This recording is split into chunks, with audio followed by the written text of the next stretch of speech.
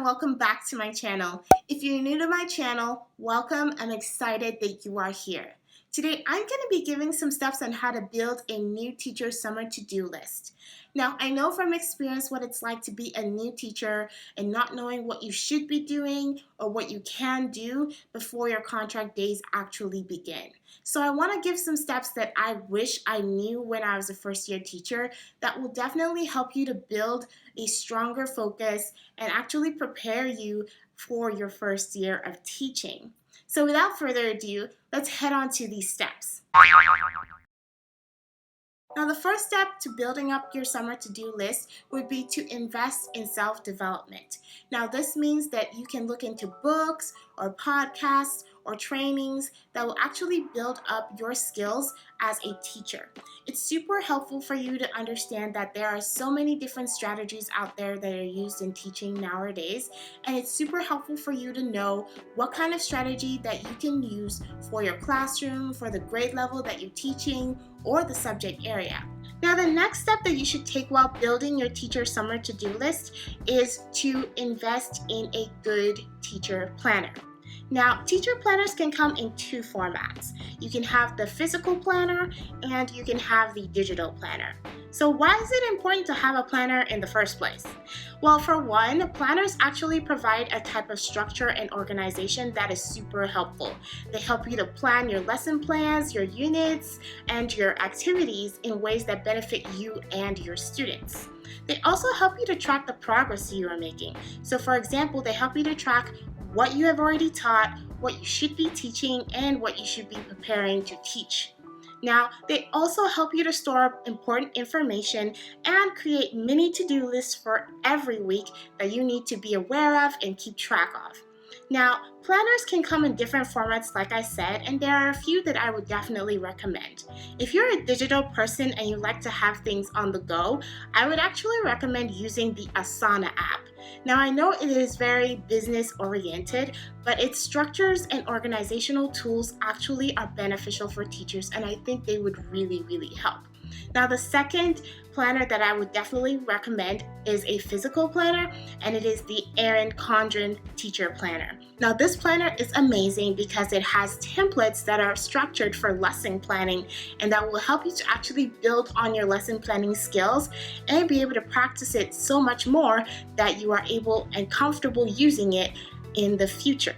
It is important to have the steps so that you can build on using planners as you go and be more comfortable with the structure. Now, the next thing on your summer to-do list would be to figure out what standards you should be using or what curriculum that you would be using for the year that you're teaching, for the grade level, and all of that stuff. So it's super important to do your research.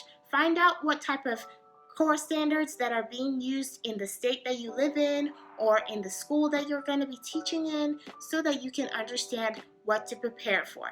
A few ways on how to do this would be to talk to your teacher leads if you have one, or to talk to your principal or anybody who has this concrete information within the school that you are teaching at.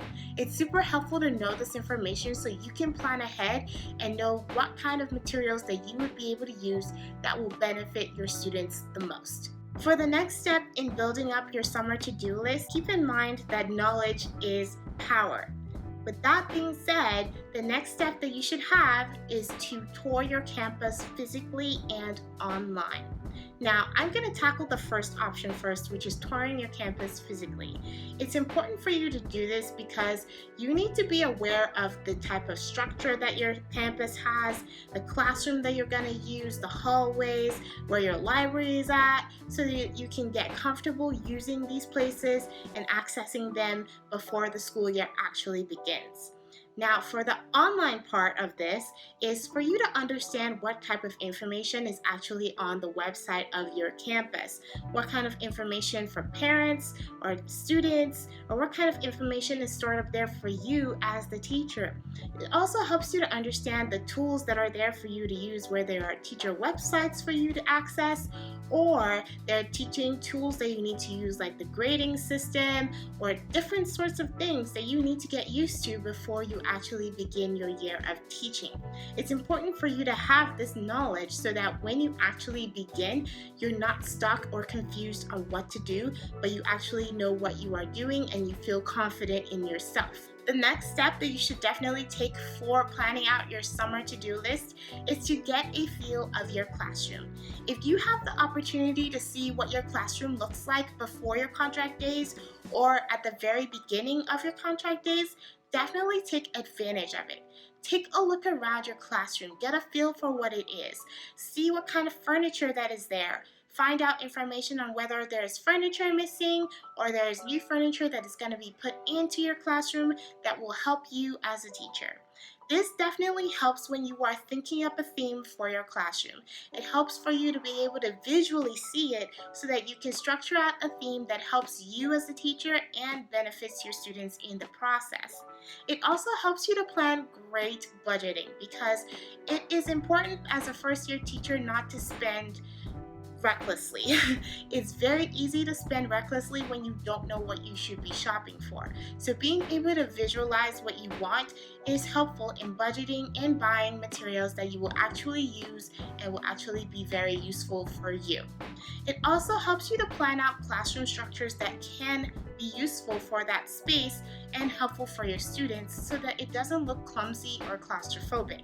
This is a very helpful step that will definitely help you to plan ahead as you move on in the year. The next step for your summer to-do list would be to find mentors. It's super important and healthy as a first-year teacher to have mentors that you can go to when you are stuck or when you're feeling down or when you feel like you just don't understand exactly what is happening or what you're doing, or you're wondering if you are very good at your job in the first place.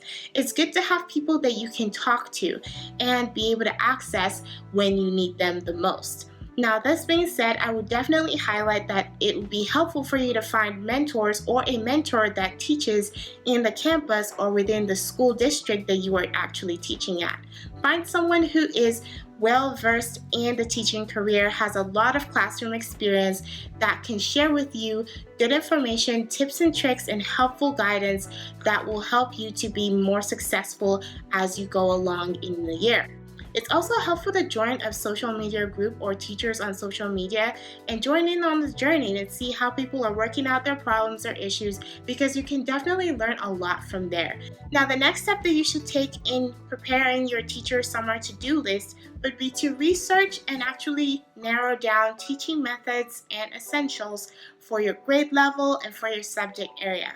Look up methods or teaching strategies that are now being currently used in the classroom for your specific grade level so that you are up to date with the information and that you can actually practice using these steps with your students. It's important not to be a rigid teacher but a constantly learning one so that you can develop methods that are helpful for your students and make them more successful. So definitely check out looking into strategies and methods that are being used and the essential products or materials that are being used so that you can narrow down what is necessary for your classroom in ways that does not confuse you as a new teacher and does not stress you out. Even though there's more to figuring out this new career path, it's super helpful to have a clear vision of what you should know beforehand and what you should have acquired before your contract days actually begin.